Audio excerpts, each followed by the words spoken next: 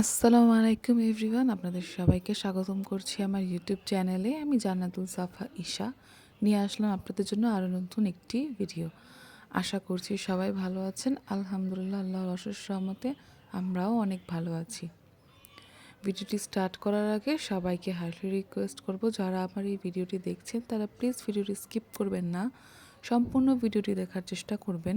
আশা করছি সব সময়ের ভিডিওর মতো আজকের এই ভিডিওটি আপনাদের কাছে ভালো লাগবে।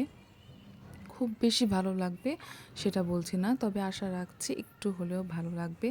যদি ভালো লাগে তাহলে অবশ্যই একটি লাইক দিয়ে ভিডিওটি কন্টিনিউ করবেন প্লিজ, কারণ আপনার একটি লাইক আমার জন্য খুবই গুরুত্বপূর্ণ। আপনার মতো আরও আরেকজনের কাছে আমার ভিডিওটি পৌঁছে দিতে সাহায্য করবে আপনার একটি লাইক। যদি আপনি আমার চ্যানেলে নতুন হয়ে থাকেন তাহলে অবশ্যই চ্যানেলটি সাবস্ক্রাইব করে আমার পাশেই থেকে যেতে পারেন। যদি আপনি সব কিছুই করে থাকেন তাহলে আপনাকে অসংখ্য ধন্যবাদ। আপনি যদি নোটিফিকেশন বাটন অন করে রাখেন তাহলে আমি ভিডিও ছাড়া মাত্রই আপনার কাছে আমার ভিডিওগুলি নোটিফিকেশন চলে যাবে, তখন আপনি সহজে আমার ভিডিওগুলি দেখতে পারবেন। তবে চলুন আজকে বেশি কথা না বলে ভিডিওটি স্টার্ট করা যাক। আজকে আমরা চলে যাচ্ছি আমাদের গ্রামে, মানে দেশের বাড়িতে বলতে পারেন, মানিকগঞ্জ। তো মানিকগঞ্জ ঢাকা থেকে বেশ অনেকটা দূরে, যেতে প্রায় 3-4 ঘন্টা লেগে যায়। এখন যেহেতু শীতকাল তাই আমরা মূলত চাচ্ছিলাম শীতের সকালটা দেখব, পাশাপাশি খেজুরের রসও খাবো। তাই আমরা রাত্রেবেলা বের হয়ে গিয়েছিলাম প্রায় 2টা-2:30টার দিকে। আমাদের পৌঁছাতে আস্তে আস্তে আমরা গাড়িতে গিয়েছিলাম, তাই আমরা আস্তে আস্তে গাড়িটা চালিয়েছিলাম, কারণ রাস্তায় প্রচণ্ড পরিমাণে কুয়াশা ছিল। আপনারা দেখতেই পাচ্ছেন ভিডিওতে যে কী পরিমাণ কুয়াশাচ্ছন্ন ছিল। তো এখানে গাড়ি ড্রাইভ করা অনেক রিস্কি হয়ে যায়, তাই সবাই আস্তে আস্তে গাড়ি চালায়। গাড়ির মাত্রাটা খুবই কম রাখা হয়েছিল, আস্তে আস্তে পৌঁছাতে আমাদের 4 ঘন্টারও বেশি সময় লেগে গিয়েছিল। তারপর এভাবে আস্তে আস্তে করে আমরা পৌঁছে যাচ্ছিলাম মানিকগঞ্জ। এটা হচ্ছে আমাদের দেশের বাড়ি। ছোটবেলায় আমরা এখানে দেশের বাড়িতে যাওয়ার জন্য অনেক কান্নাকাটি করতাম। তবে গ্রামের থেকে আমার কাছে শীতকালের আবহাওয়াটা বেশি ভালো লাগে, কারণ একদম ঠান্ডা থাকে, কুয়াশাচ্ছন্ন থাকে, সব জায়গা খুব ভালো লাগে জায়গাটা দেখতেও।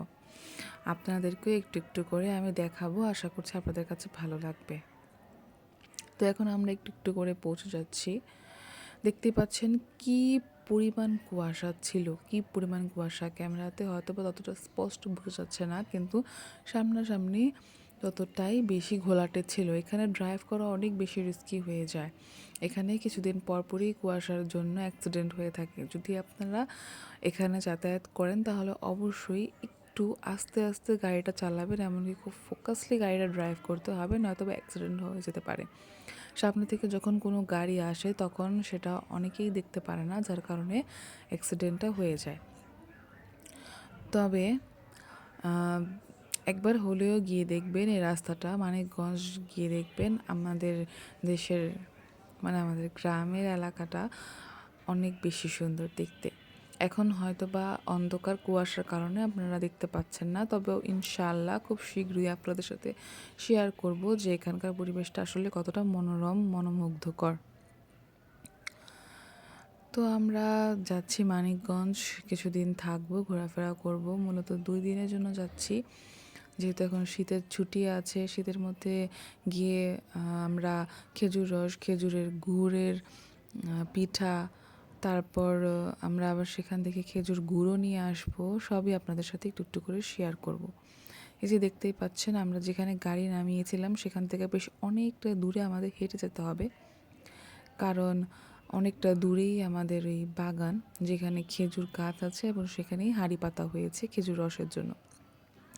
খেজুর রস খেতে হলে অবশ্যই আপনাদের সকালে যেতে হবে, তাহলে আরও বেশি মজা লাগবে, কারণ খেজুর রসটা মূলত ঠান্ডা ঠান্ডা ভালো লাগে এবং খেজুর রসটা বেশিক্ষণ রাখা যায় না, চুকা হয়ে যায়, তাই আমাদের আগে যেতে হবে খাওয়ার জন্য।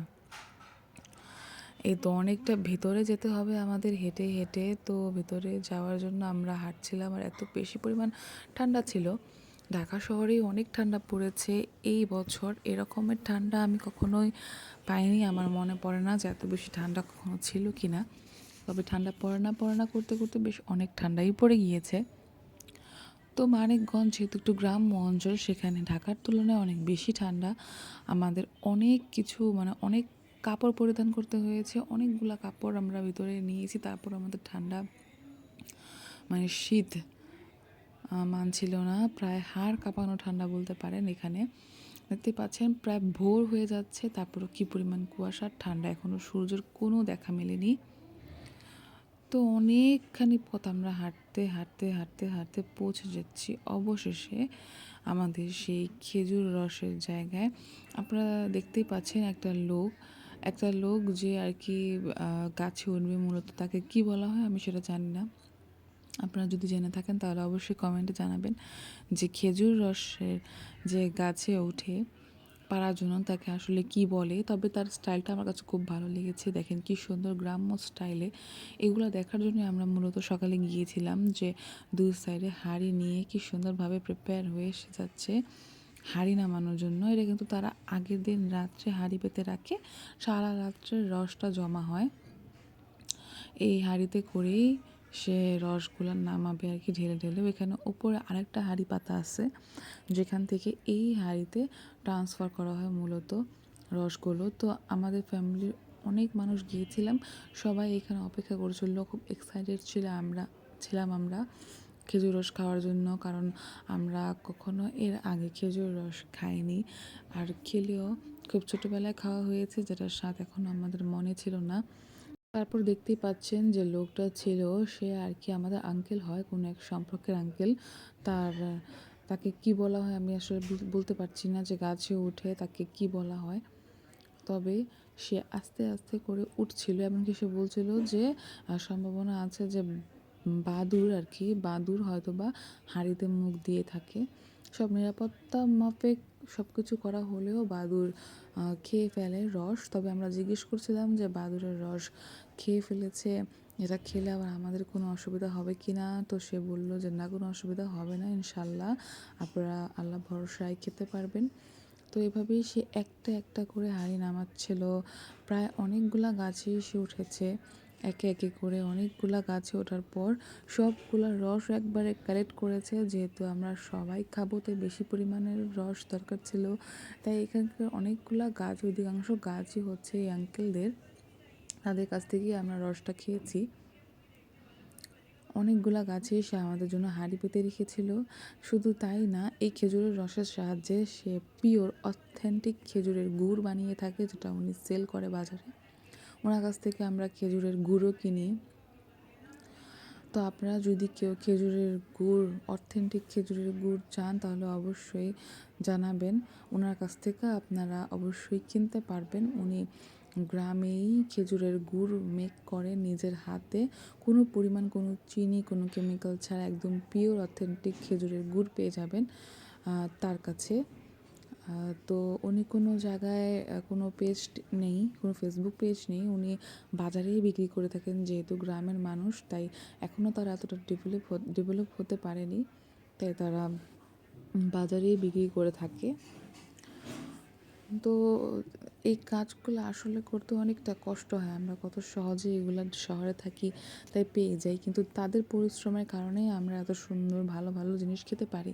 তারা রোপণ করে শাকসবজি খেতে খামারে, তার ফলেই আমরা শহরে বসে এত সহজেই শাকসবজি খেতে পারি, গুড় খেতে পারি, যেগুলো আমাদের ফেভারিট জিনিস, সেগুলো তারাই উৎপাদন করে বলেই আমরা খেতে পারি। তাই আমাদের জীবনে কৃষকদের ভূমিকা অনেক বেশি। আমরা হয়তো সেটা স্বীকার করতে চাই না, বা কৃষকদের ভূমিকা আমরা বুঝি না। তবে তাদের কারণেই আমরা আমাদের বাসায় খাবারটা এনে আসলে খেতে পারি। এটাই বাস্তব। হয়তো আমার কথাটা অনেকে পছন্দ করবে না, তারপর এটাই বাস্তব কথা, যে আমাদের বাংলাদেশে কৃষকদের ভূমিকা অপরিসীম। তারপর সে একে একে করে সবগুলা খেজুরের হাঁড়িগুলা নামিয়ে একত্রিত করলো। দেখতে পাচ্ছেন একে একে সবগুলা সে ঢালছে, আর এগুলো সব ছেঁকে নেওয়া হচ্ছে, কারণ ভিতরে ময়লা থাকতে পারে। দেখতেই পারবেন আপনারা। এই দেখেন একটা কাপড়ের সাহায্যে বা কিছু একটা সাহায্যে, আমি বুঝি না এটা কী জিনিস, তবে এটার সাহায্যে এটাকে ছাঁকা হচ্ছে। দেখতে পাচ্ছেন একটু একটু ময়লা বের হচ্ছে। তো এই ময়লাগুলো ছেঁকে নিলেই এই পানিটা আপনারা পান করতে পারবেন। তো পানিটা একটু ঘোলাটে টাইপ হবে, খেজুরের রস মূলত এরকমই হয়ে থাকে আই থিঙ্ক। তো এটাকে যখন জাল করা হয় গুড় তৈরি করার জন্য, জাল করতে করতে কিন্তু এটা লাল হয়ে যায়, তাই গুড়টা আমরা লাল কালারের পেয়ে থাকি, মানে একটু ব্রাউনিশ কালার আর কি। তারপর সব প্রসেসিং দেখে আমরা চলে আসলাম বাসায়, আমাদের নানু বাসায় আর কি। সেখানে এসেই আমরা একটু খাওয়া দাওয়া করবো, রেস্ট নেব, এমনকি এখানেই আমরা 2 রাত কাটাবো।